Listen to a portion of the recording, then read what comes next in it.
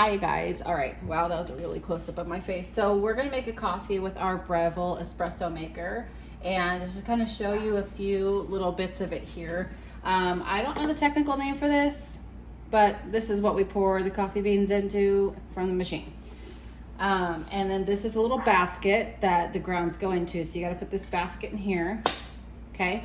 This is a really cool thing. You put it on here so that your coffee doesn't spill. It makes it super, super easy. Now with the Breville machine, we're gonna stick this right here. We have it on a double. So I'm gonna go ahead and put it in there. And it's gonna go ahead and start grinding the coffee beans that are fed from this right up here. Sometimes I kind of tap it a little bit.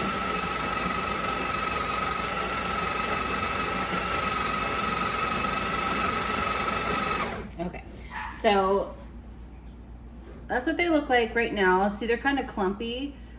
We need to break up all those clumps so that when the coffee goes through, it can evenly go through. So we have this really nifty little thing. And we are going to break up all the coffee grounds.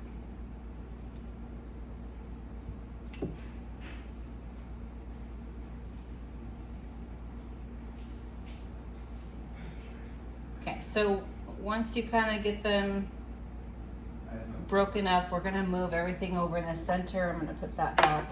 I'm gonna tap it just to kind of settle it a little bit. And then we're gonna take this off. The next tool we're gonna use is this little level tool. It's kind of neat. So the reason we're doing this is we're scooting the grounds kind of more in the center, because when we press it down, we want it to be as even as possible. And this is really heavy. It's got a lot of weight to it. And it has these indentations right here. So we're going to just level this off by pressing and then twisting in the clockwise position, okay? Now this is not compacted enough, it's just leveled. So we have a press right here, and we're gonna go ahead and actually press it down just once. And so you can see now, everything is level. Then we're gonna go ahead and put it right in here, turn it to lock it. This is a really cool little cup, and it's got measurements on the side. I really like the handle, it's really cool. I'm making this coffee for my husband, and he likes a very strong coffee. We're actually gonna do 4 shots. So I'm gonna put this here, and there's a double shot button right here, and there's a single shot. So I'm gonna go ahead and hit that double one. And you want this gauge right here to get up into the gray area. That makes sure that you're getting enough pressure for the coffee.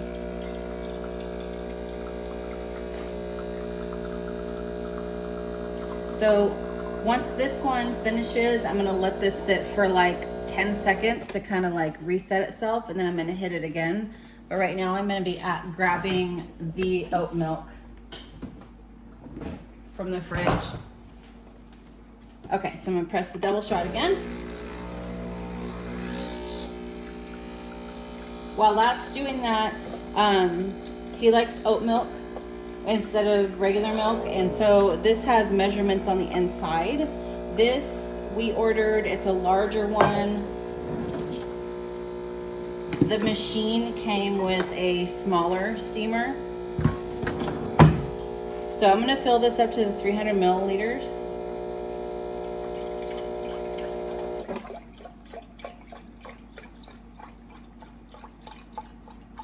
Just like that. Okay, so that is up to the fill line. Now while I steam the milk, I'm gonna leave this here, because as this is creating pressure for the steam, more water is gonna still go through the espresso, and it's gonna keep brewing. So I'm gonna put a couple of these things away really quick because I don't need them out anymore. He likes his coffee about 140 degrees. So I have this little temperature thing. All right, now the spout is right here. We're gonna aim it towards this hole right here so that the steam and the water can go here and not all over my counter. I'm gonna turn this dial and I'm gonna wait for it to start to steam before I add this, because I don't want just water going into the milk. So sometimes it takes a couple seconds for that to get going. Okay, so that noise means that it's starting to heat up. All right, we have steam. I'm gonna turn the dial to off, and I'm going to put the steamer arm in the cup and then turn it back onto steam.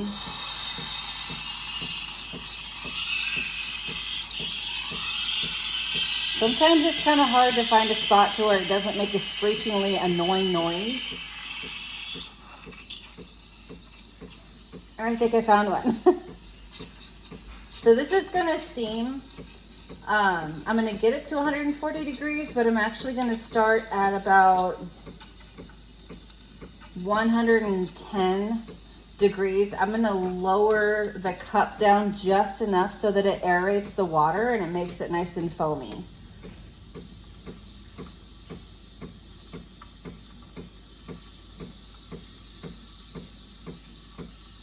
If you are someone who likes to drink coffee and you go and get coffee at your favorite place every day, that can add up so fast.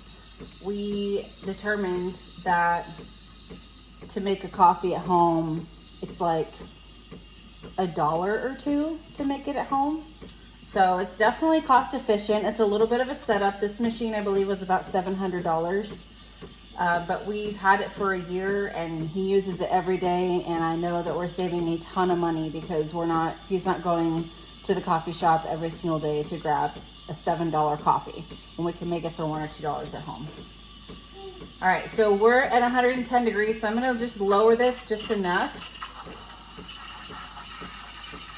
to where you can hear that start to aerate the milk, and it's gonna create a nice creamy, foamy oat milk.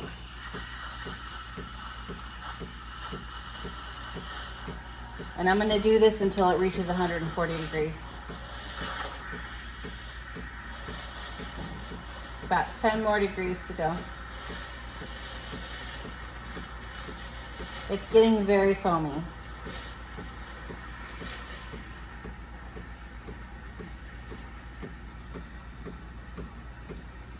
Okay, so, all right, we're at 140.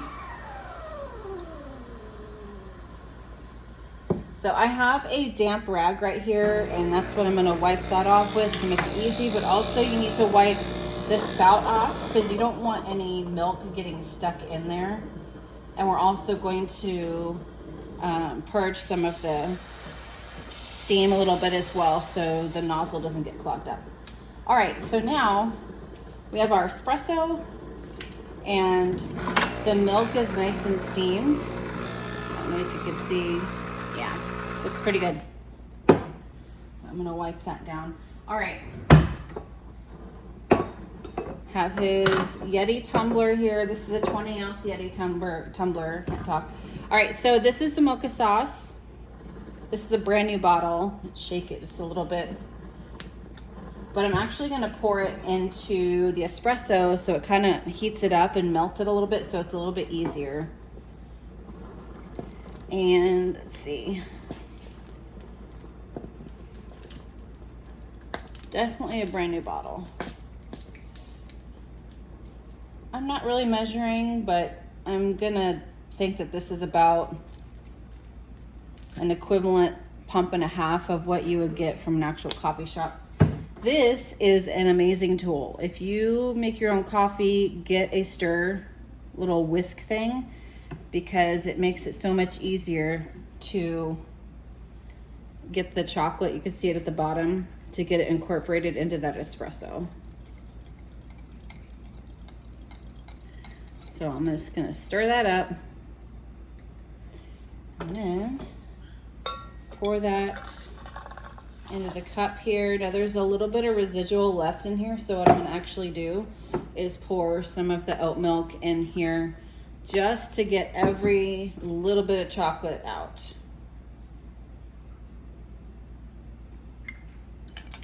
Kind of stir that a little bit. Okay.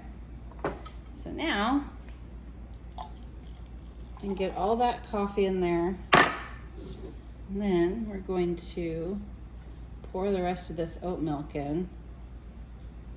I'm not very good at making things pretty, but there you go.